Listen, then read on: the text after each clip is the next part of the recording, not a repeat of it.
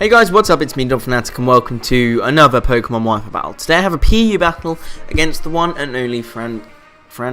You know, I don't actually even know how to say his name, so I know he'll watch, and he can't really tell me because he hasn't spoken to me. But I'm gonna say Francie Trode. I don't know how you say it. But anyway, I have a battle against him, and I feel really bad now because he really likes me, and I really like him, and it's like gay love, but not gay love. Anyway, it's a PU battle. And as you can see, we've both got pretty PU-ish teams.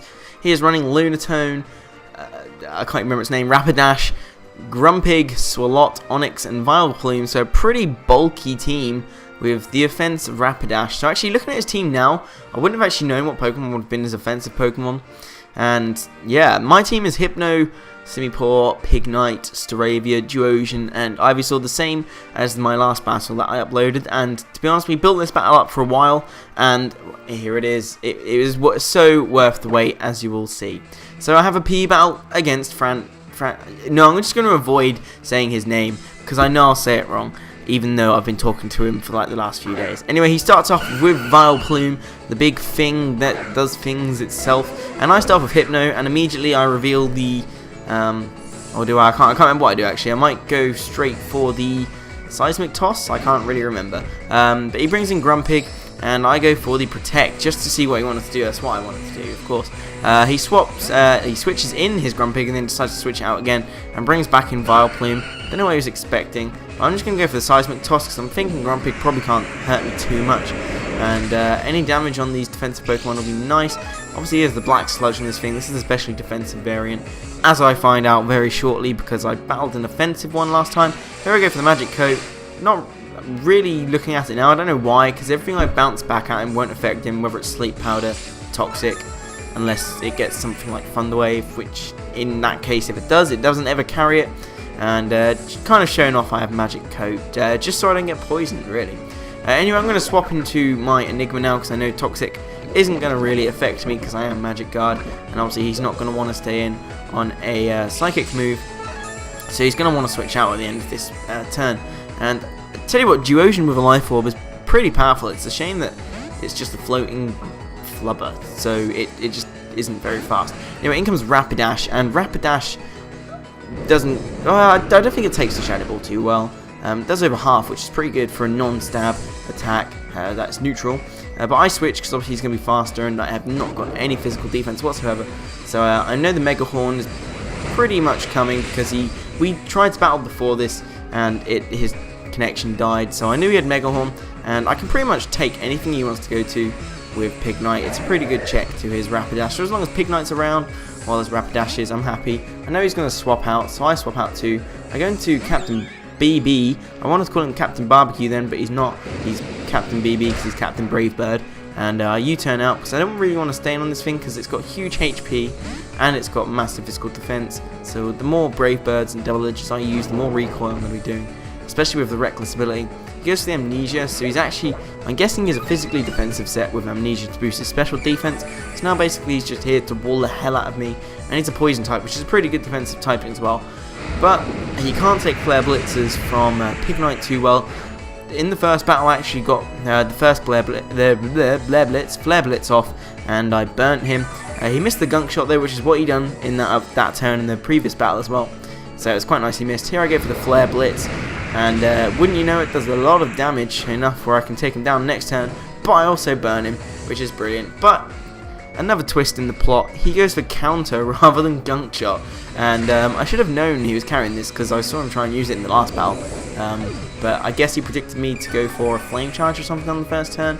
Maybe that's why he didn't counter, because he could have taken me out a lot sooner if he had have predicted that, but he didn't, which was very nice because I'm now able to kill Swalot, and I'm now going to just go straight for a Brave Bird because I want this thing dead, and the sooner this thing dies the better. I'm quite surprised he didn't actually go into Onix. I think, yeah, he's definitely carrying Onix, and he could have saved Swalot's Death Fodder, which, as you see, could have been quite useful later on in the battle.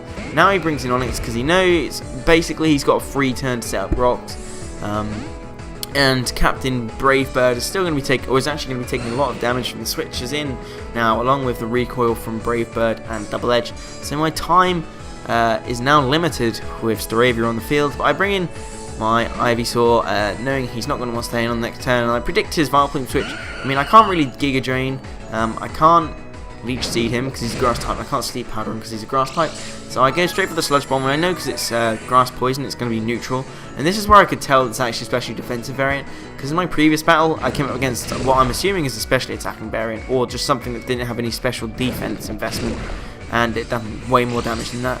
And Ivysaur took that Sludge Bomb pretty well too, because I'm not a specially defensive variant, but I am physically defensive with a Violet. Here it's just kind of a Sludge Bomb war, and I give a Sludge Bomb, he gives a Sludge Bomb. Now I'm kind of thinking for the next turn here, he could have taken me out on this next turn, and I should have really predicted what he was going to do, because he knows I'm faster.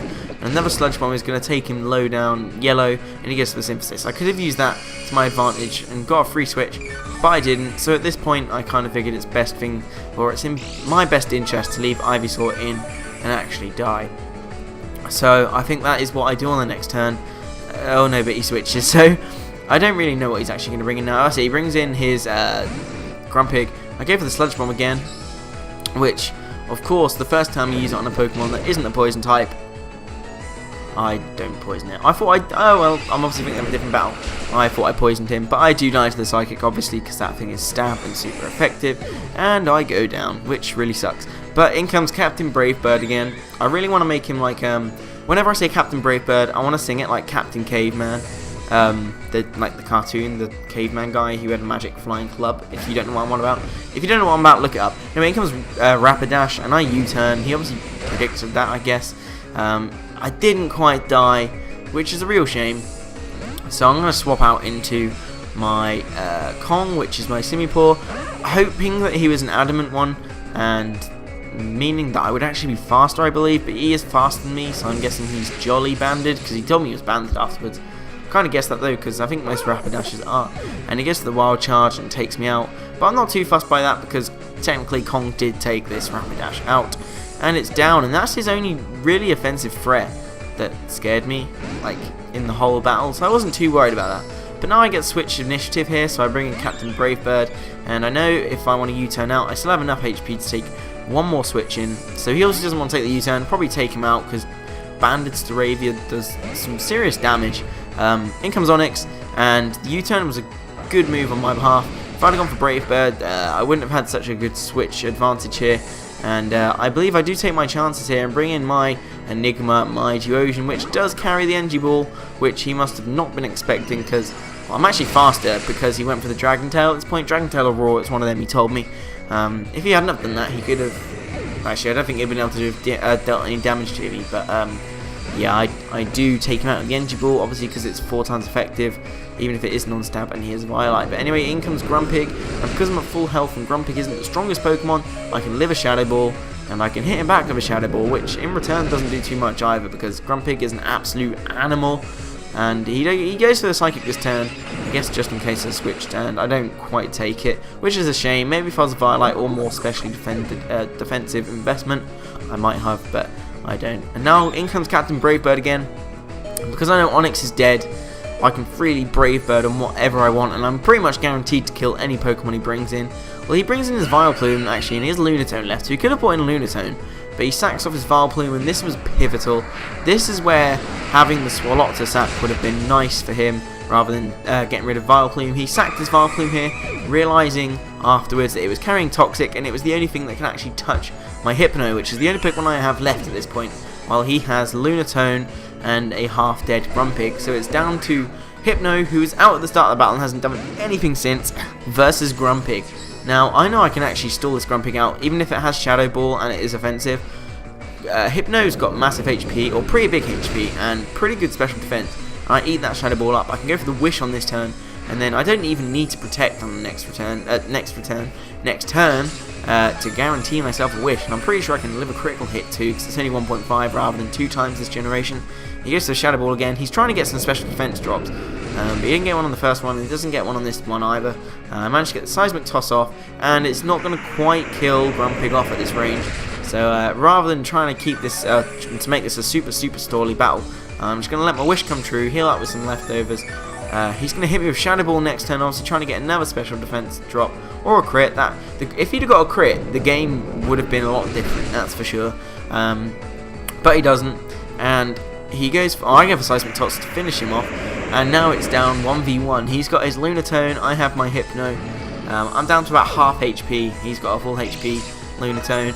To be honest, I didn't really know what to expect from a Lunatone, and I probably shouldn't have expected any less of what was about to happen.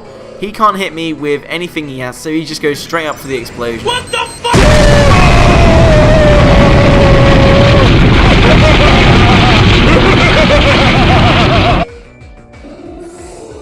And Lunatone goes down, and I beat Frank. I'm going to call him Frank. Thank you for watching this episode, guys. If you've just come over for episode video, if you come over from Frank's channel, make sure you subscribe, because he subscribed to me, so obviously can't be that bad. Other than that, I hope you enjoyed this battle. Leave a like. I'm sending a video I recorded for Frank over to him right now, so obviously he'll have a Wi-Fi battle up for you guys later, so make sure you check that out. Other than that, can't think of anything else to say, so I'll see you around.